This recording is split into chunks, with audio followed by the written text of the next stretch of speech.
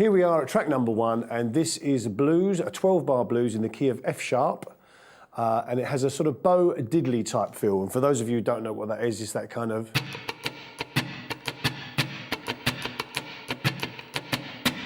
Okay, so let's go through the chords, and then I'll show you the rhythm pattern, and we can get straight on with playing along with the track. Okay, 3 basic chords, normally as used in blues, or in the more basic blues. The first one is going to be F sharp 7. Okay, and there we have 9 on the A, 8 on the D, 9 on the G, and 7 on the B. Okay, we have that chord for 4 bars.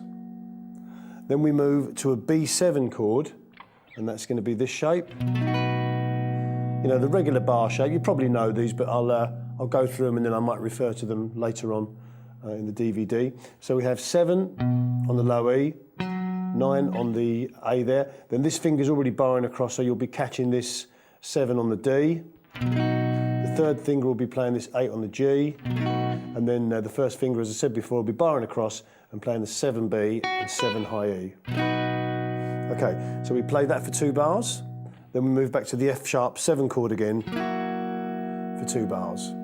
Then we move up to C sharp 7, which is going to be exactly the same as the B7, except moved up 2 frets.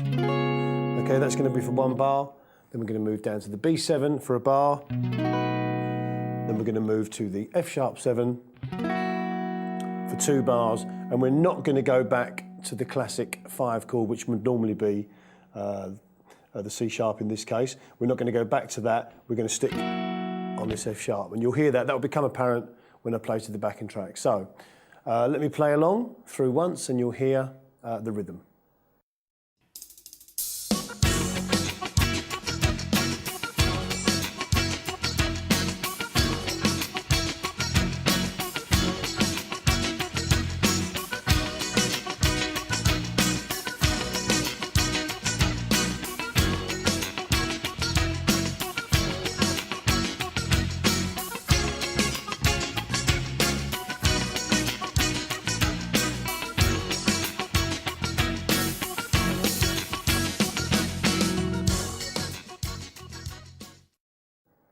Okay, hopefully what you heard me do there was I was kind of getting this rhythm going.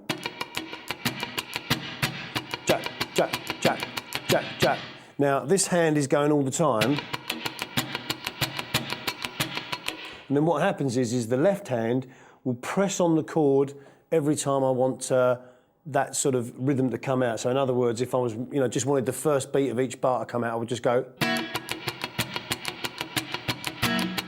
And the main beats that I want to come out are ba, ba, ba, ba, ba, ba, ba, ba, ba, ba. Obviously, you can vary this around a little bit if you want to. Da, da, da, da, da, da, da, da.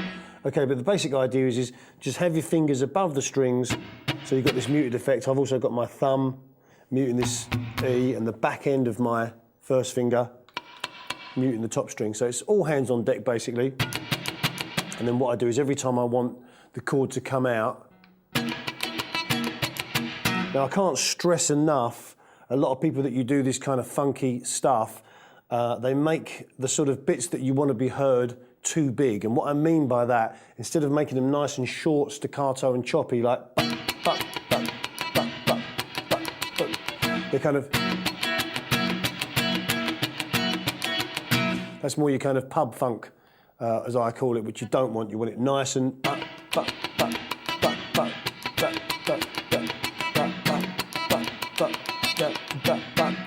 One way you can think of it is if you were playing congas, for example, and you were going... and you were playing along with that person, you were playing congas, someone was playing with you, or you were playing along with them, and you want to make your notes as short as they do, okay? So if they were playing it on a drum or playing it on a pair of congas or something like that, you'd want to make your notes as short as theirs so that you were nicely locked in, because in this case, even though you are serving some sort of harmonic purpose, what you're really doing as well is being part of the rhythm section and making sure that rhythm drives along nicely. Okay, so that's enough about the rhythm side of it. Let's look at the lead. We are here at the lead section.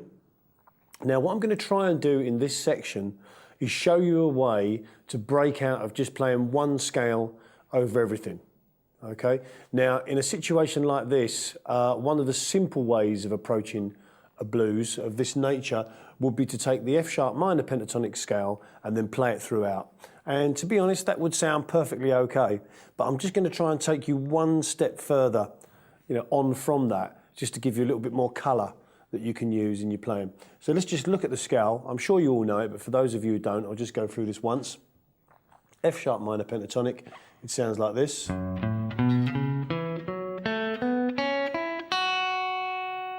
Okay, here are the notes. 2nd to the 5th fret on the low E string, F sharp to A. Then we go 2nd to 4 on the A string, which is going to be B to C sharp. Then we go 2nd to 4 on the D string, which is going to be E to F sharp. Then we go 2nd to 4 on the G, which is going to be A to B. Then we go 2nd to 5 on the B string, which is going to be C sharp to E. And the last note is going to be the 2nd fret on the high E string, which is going to be an F sharp again. And of course, we have another note here that we can use.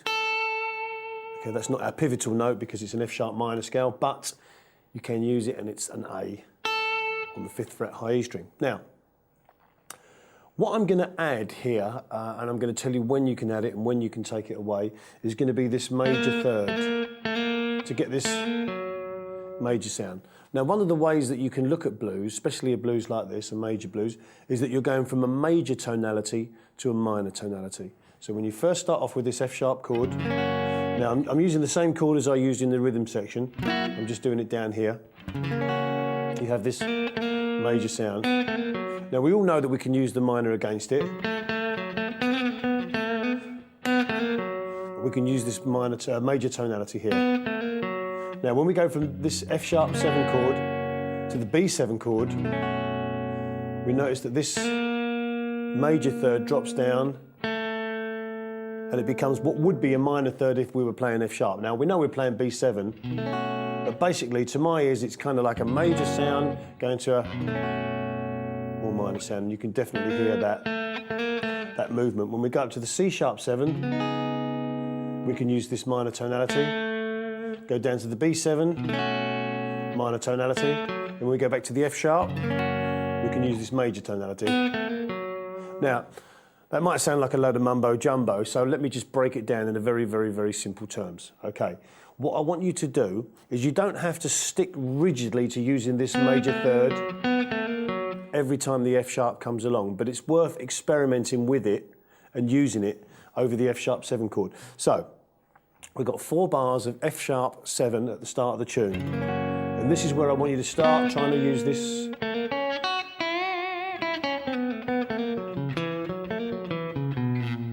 Wherever you can find it. There's one there, there's one there, okay? There's one there. If you go to position 2. So for the first 4 bars, okay? Then for 2 bars, we go to our B7. When we get there, I want you to stick to the F sharp minor tonality. And when we go back to the F sharp 7, experiment with that.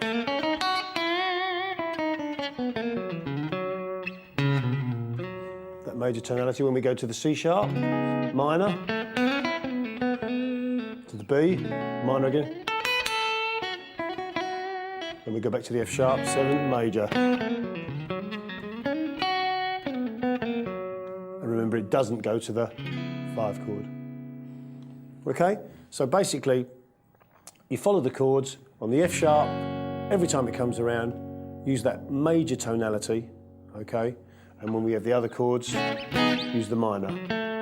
So in conclusion, just really going from major to minor and still sticking within that F sharp scale. Okay, I'm going to change to more of a lead sound now and give you a demonstration over the backing track.